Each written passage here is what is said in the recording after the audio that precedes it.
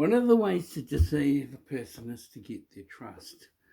And so they play innocent. The longer they know you, the better, because then you become loyal to them. And the art of seduction is a very patient, long, um, long running process where they get all the borders down. Like you might have borders you've set up for other people, but because you trust these people, you put your borders down and you think, well, these people are right, they'll never do me any harm. So I'm all right with these people. Then I'm going to give an example. Say they're trying to get you to marry someone or go into a relationship with someone. The whole idea is done in such a way that you don't even know that they're trying to get you to do that. And that's what manipulation is, deception.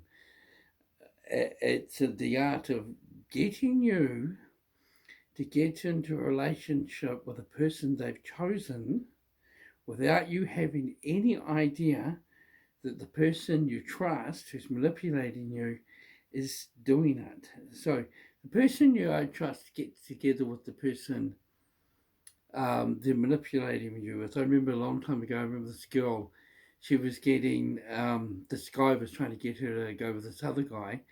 And I remember going somewhere and I saw the two together. The guy I knew she trusted, who was a bad person. And I saw her with the prospective, the future boyfriend. And then a couple of weeks later, she mysteriously met the boyfriend at a function. And the guy who was manipulating her into getting into the relationship pretended he had no idea who the other guy was. And they both faked a friendship, no friendship. They faked just meeting each other for the first time. And then the guy who was manipulating her got her aside and said, "Are you sure? Are you really sure you want to go with this guy?" The goal is to pretend that the manipulator has no idea who the guy is when she meets him, and he gives her the impression that she's found him and that she likes him and that she came up with the whole idea of going with the guy. Now, in doing that, it's a safety backdrop for him. She gets into the relationship with this guy. He might even get her aside and say, "Look, are you really sure you want to go with this guy? I'm really suspicious about him. He seems like a nice guy on the outside, but you never know." And she says, "But he's so charming. We get on so well. I really like him." And he says, well, as long as you like him, it must be a good thing." And then later on, when it all falls through and the relationship fails and he abuses her in some way, the manipulator comes back to the rescue and says, "Oh, I had no idea," takes her in his arms, cuddles her and says, "I'm so sad that happened and he was a bad guy. I did have my doubts, so I did tell you that." And she says, "Yes, you did. And I foolishly went with it was all my doing. It was all my fault. I made a mistake." And he says, "Don't blame yourself. It was an innocent mistake." And then she is unsafely back in the arms of the manipulator she utterly trusts. So when you are deceiving someone, you have to be tactful, but I'm looking at some notes here. The whole idea is to control the person, control the situation, and stop the person going in a direction, the conversation to go into any directions that'll make the manipulator look guilty. So if you start veering in the wrongful direction, the manipulator will quickly turn you in a different direction. It may even use guilt if you say you're getting a little too close to what's really going on, and find some way to bring your walls down because you're bringing them up because you're starting to get suspicious of the manipulator. Um, they want to prevent you from finding out that you attracted someone that they've the whole setup, the whole design, and the whole pattern is a pattern they will repeat from relationship to relationship to relationship. I've seen mothers do this until eventually the victim ends up with someone they didn't want, someone who's not good for them. And it might take time, but once they get through the first seduction into a bad relationship, the next time around it's easier because it's already first been done. A pattern has been created. The second time they do the same thing.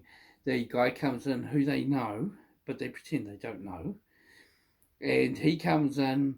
She believes that she's attracted to him through his the guy that was chosen, through his attention that he's and positive affirmations and comments and gifts and everything he's portraying on her.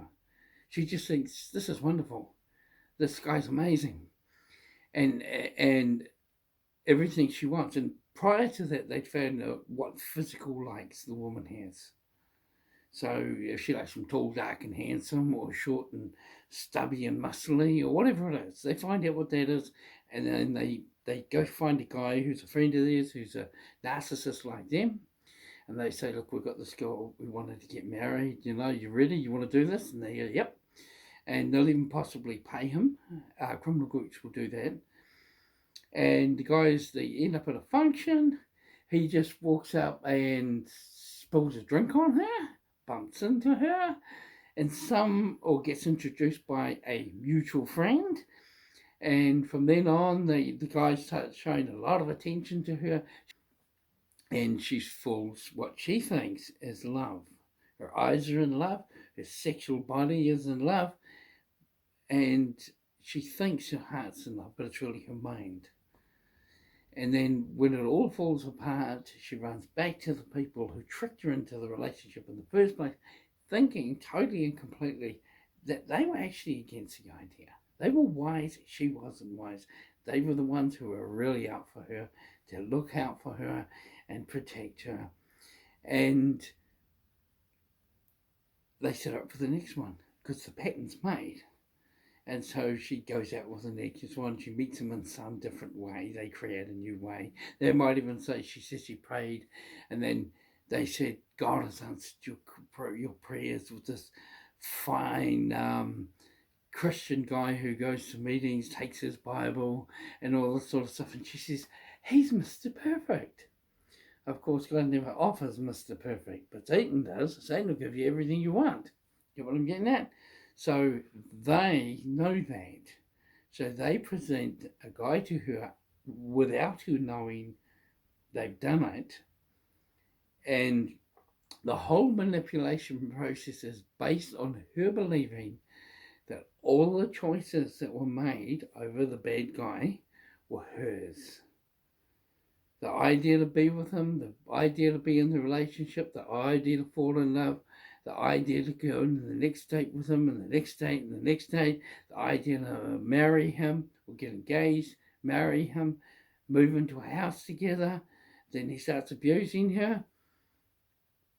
She believes in the end it's her mistake. She's the one who's made the whole mistake all along, and he was innocent. They were innocent, her friends. And then she goes back to him to be prepared for the next one. That's one form of manipulation. Manipulating a person in such a way that they have no idea that they're being manipulated, and through the whole entire process, all the choices that are made, the victim thinks were their own choices, when in reality they were carefully nudged and guided and seduced into making the choices that were already made for her.